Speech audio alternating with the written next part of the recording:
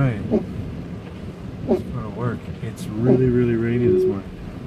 You can hear the water on my brake pads.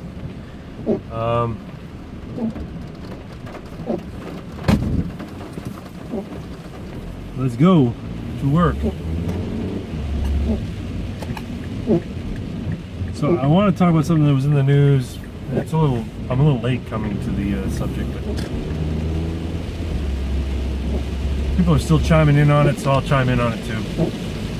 This whole deal with this woman, Michelle Carter, and her late boyfriend or ex-boyfriend, Conrad Roy, or Roy Conrad. I hate people with two first names because I never remember. Is it Conrad Roy or Roy Conrad? I think it's Conrad Roy. Anyway, if you're not in the know, this Conrad Roy, killed himself, and it was revealed after the fact that Michelle Carter, who was his girlfriend on again, off again, had urged him to do so via text message and via phone message and via phone. And so now she's been found guilty of involuntary manslaughter. And my thought on it is that that is a bad precedent. I hope she wins on appeal.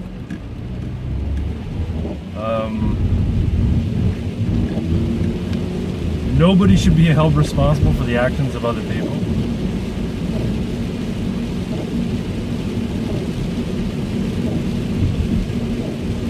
So, I guess the reason behind finding her guilty was the day that he actually did kill himself. He sat in a running car in a garage to try and poison himself with carbon monoxide. And I guess he began to slip into unconsciousness, and he panicked. And he turned off the engine, got out of the car, and got in contact with this Michelle Carter, who said to him, "It's now or never. You can do this. Do what you planned on doing." Or some words to that effect. So he got back in the car, turned it on again, and killed himself.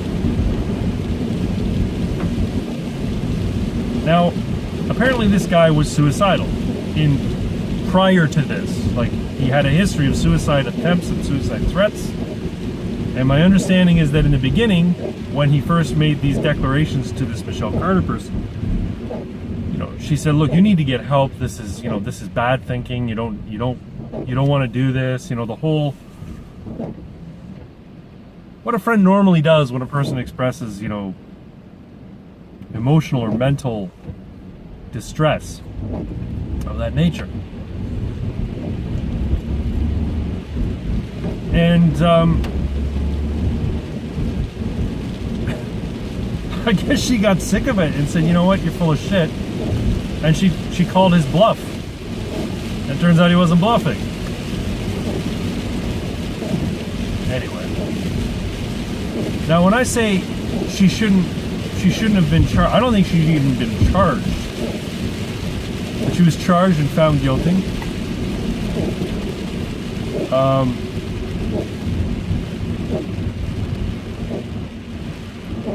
And now she faces, I think, anywhere from 2 to 10 years prison for involuntary manslaughter. My hope is that her lawyers appeal and she wins on appeal. Now, the stuff that she said to this kid were pretty terrible by everybody's account. If you go on social media and you express the opinion that she should not have been charged or she should not have been found guilty, everybody will say, "Oh, you didn't read the texts. They were disgusting. If you'd read the text, you would know. She should burn in hell," and all this sort of fucking nonsense. At the end of the day, he was in control.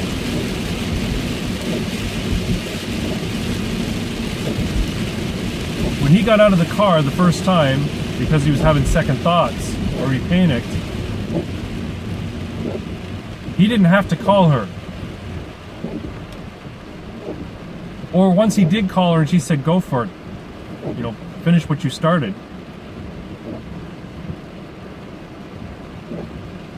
He should have said, well, she's clearly not my friend because she doesn't have my best interests in mind. But then he's not a rational thinking person. He's suicidal, right? So, in any event,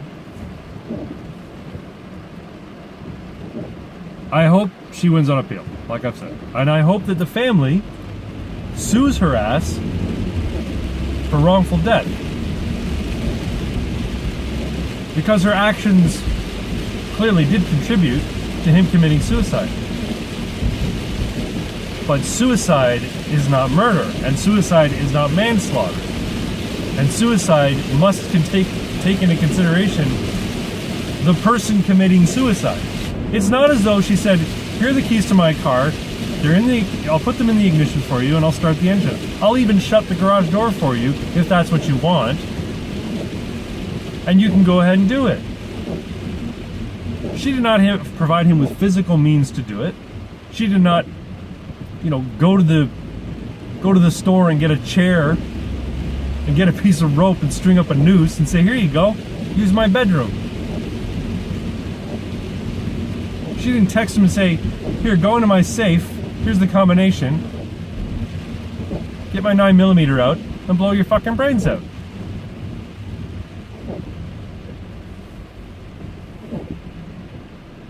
It was his actions that led to his death. And the precedent that this sets is that people aren't in control of their actions, and retributive justice will be the operating procedure going forward. That justice is no longer about justice. Justice is now about revenge on bad actors or scapegoating bad actors. Yes, she was a piece of shit. Yes, she behaved in a disgusting, inhumane manner.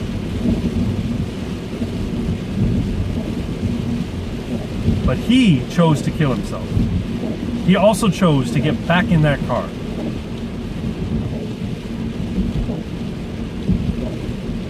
I don't know if you remember a guy named Jack Kevorkian. He was a doctor who advocated on the rights of the dying to die in a humane way. He performed assisted suicide. He went to jail. I think he served 8 out of a 10-year sentence or something like that. Or 8 out of a 15-year sentence. Anyway, he served about 8 years, got out, became a painter or something. And he's dead now, but he advocated for the rights of the terminally ill to end their life at a time of their own choosing with dignity. Now in Canada, we have assisted suicide here. It's legal. If a person is terminally ill and they want to die with the assistance of a medical professional, they can. There's lots of hoops they have to jump through, but it's legal here in Canada. The laws in the United States are slightly different.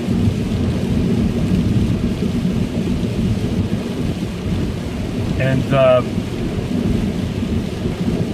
I'm no expert at U.S. law, but from a philosophical standpoint, I don't think Michelle Carter should be held criminally culpable for the actions taken by her boyfriend or ex-boyfriend, Conrad Roy.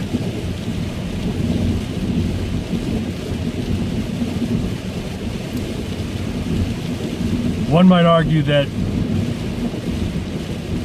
she knew that her friend was really suffering from debilitating depression and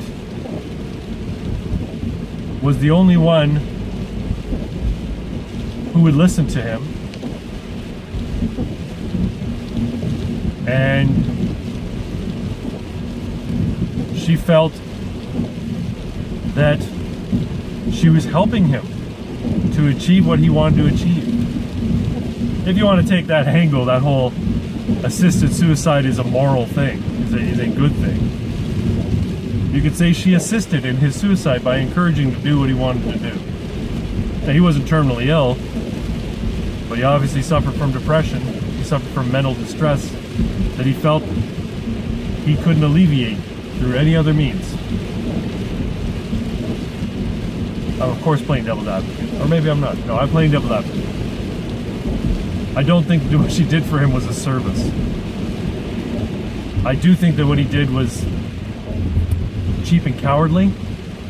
I think she was a bad actor in the scenario, but ultimately, responsibility is his own.